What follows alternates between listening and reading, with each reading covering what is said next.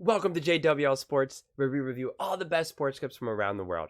Now, you're probably wondering, why should I watch over here instead of over there? And that's because over there, they don't care about what you have to say. They say this all the time. They talk down to us. They think we're just a bunch of clowns on YouTube, Twitter. But I think it's the opposite. I think we know exactly what we're talking about. So I read every single comment. So if you think what I'm saying is the most ridiculous thing you've ever heard, let me know in the comments below. If you think what I'm saying is the most amazing thing, then definitely please let me know. Either way, let's get into some discussions, let's get into some fights, but ultimately, let's just have some fun. And please do consider subscribing. We are building an amazing community here, and I would absolutely love to see you part of it. I want to build something that we all genuinely feel connected to, something that we're really excited to be part of, and I think we're well on our way to doing it. So without further ado, let's get to it.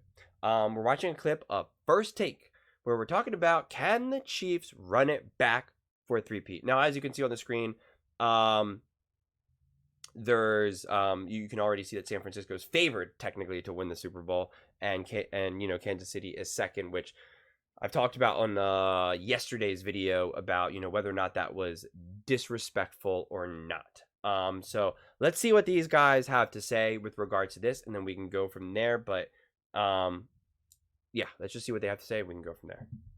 Too early to think about next football season, and at ESPN Bet, the odds are out. All right, let's talk about it, folks. So the Niners are favorites to win. That's interesting to me.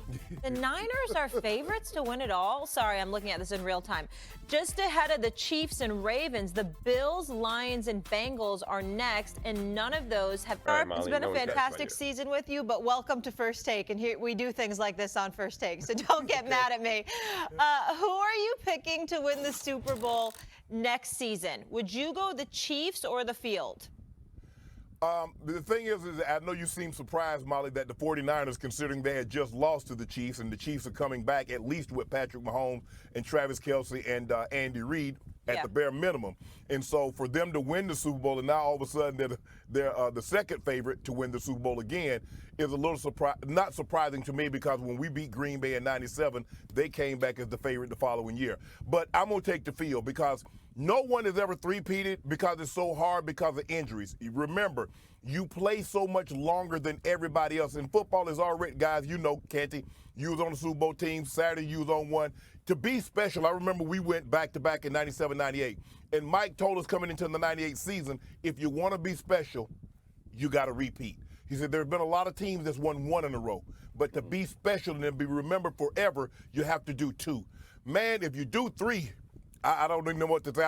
You got to put Patrick Mahomes on the farthest planet ever, because he would definitely set himself apart. It's just so hard. The 49ers got the closest. If y'all guys remember, they lost the NFC Championship game to the Giants in 1990. After that, no one else has really even been close. And so I'm going to take the field just based on history. It's hard, really extremely hard, to bet against Patrick Mahomes, because we know what he's capable of, but there's too many factors. What if they don't sign Chris Jones back? L'Jarius Sneed is a free agent. There's just so many variables. I do believe they'll upgrade their receiving core, but I just got to take the field. This is just too risky for me to take one team over the other 31. So I agree with Shannon Sharpe for his reasons, and more. One, taking the field is technically always the better bet in that regard. Because it's one versus many others, right? This is just stats, right? This is just math, and that's what they're really talking about. What are the odds? It's not what you think, not your gut feeling, not you can't ever bet against Patrick Mahomes, because that's silly. Technically, you could, be really successful betting against, if you just bet against the Patriots. Put it this way: the Patriots in their dynasty with Tom Brady. If you bet against Tom Brady every single season at winning the Super Bowl, you'd win more money than if you bet that he would win the Super Bowl, because he won the Super Bowl less times than he won the Super Bowl. That's just a fact, right? This is not an opinion. He did not win 20-some times, okay? So it's always the better bet. So that's why it's not insulting. It's not ridiculous. It's not insane. It's not, you can't ever bet against Tom Brady. It's just not how it works. Michael Jordan, if you bet, he lost majority of the times in his career. He did not win 15 championships, 14 championships. Neither has LeBron James, neither has Steph Curry, neither has any of these people. So neither has Kobe, Shaq. So it always makes sense to bet against the field in that regard, or bet, with the field in that regard against the, individual team.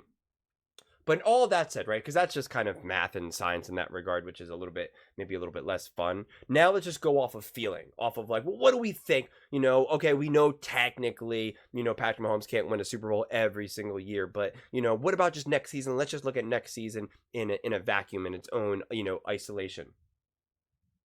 A lot of things needed to happen for the Chiefs to win the Super Bowl this year, okay? A lot of things. The Chiefs deserve to be Super Bowl champions. They are the Super Bowl champions. Andy Reid, Patrick Mahomes, Travis Kelce, anyone else I'm missing, Pacheco, like they are deserving. They are the Super Bowl champions. But a lot of things still needed to go their way, okay? And you could tell that they felt the heat. They were yelling at each other, fighting with each other throughout the season, even in the Super Bowl. And they just snuck a win this year. I mean, they won in overtime in the last 7 seconds.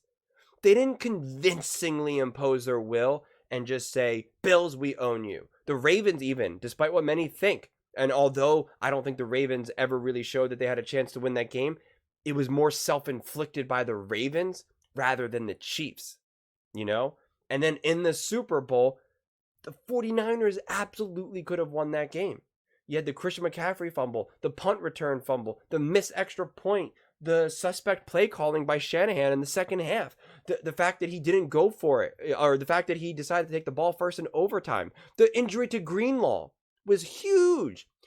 Greenlaw's backup, they targeted him like 8 times, and they had 8 catches against him, like a rating of like 140 or something, a touchdown, over 100 yards, like just stuff that wouldn't have happened if that guy wasn't in. All of those things had to have happened for the Chiefs to win the Super Bowl. And all those things had to happen because that's how they ended up winning the Super Bowl. You can't say, oh, they didn't need all those things. They did. All of those things happened, which led to the Chiefs winning a Super Bowl. That is the way it happened. All of those things. And all of those things needed to happen for them to just barely win in the last second of overtime. Right? They couldn't even do it in regulation. So, of course, they could lose next season. Of course, they could get knocked out. No one is untouchable. No one is unstoppable. No one is unbeatable. Even Michael Jordan loses. Kobe Bryant loses. Tom Brady loses. Patrick Mahomes loses.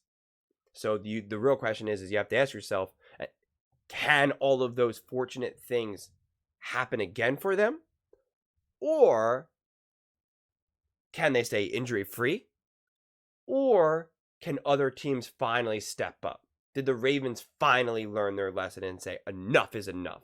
Did the Bills finally say, what are we doing? Enough is enough.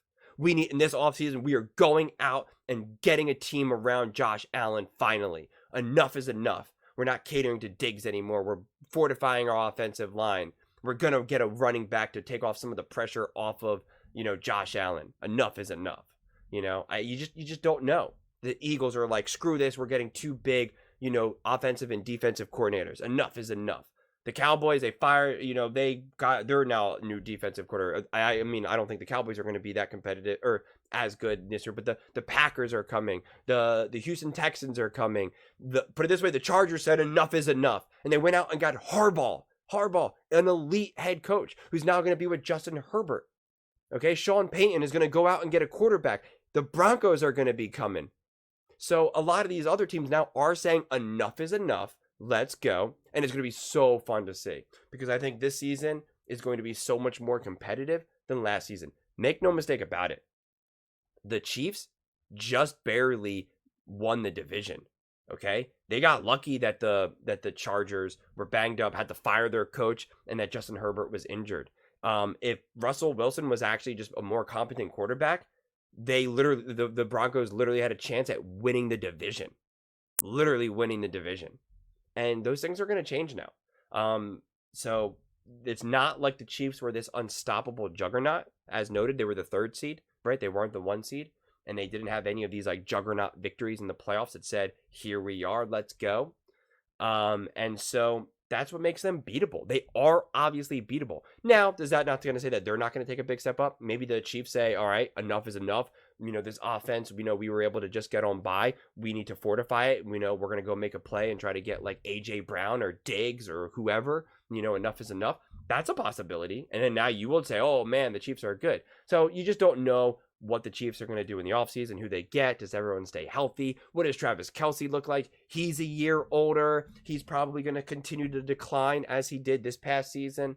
So to me, it's a constellation of all of these different variables and options. So if you said you had to bet right now, are the Chiefs going to win the Super Bowl again? I'd say no. I'm not going to say it's not possible. I'm not going to say that they're not going to make the Super Bowl, but a lot of things have to happen for them to get it, which is what someone like Shannon Sharpe, who knows way more about football than me, even says that back-to-back is brutal because so many things have to happen, injuries, everything. And now to do it 3 times in a row, you're just challenging the statistic gods at that point. There's a reason why it never happened. So we shall see. We shall see. But what do you all think? Do you think it's a good bet to bet on Kansas City Chiefs for winning the Super Bowl? Would absolutely love to hear your thoughts on this one. Please let me know in the comments below. Please don't forget to subscribe. As I said, we are building an amazing community here, and I would absolutely love to see you part of it. And please don't forget to give this video a thumbs up, as it really does help with the visibility and the algorithm. Thank you so much, and see you next time.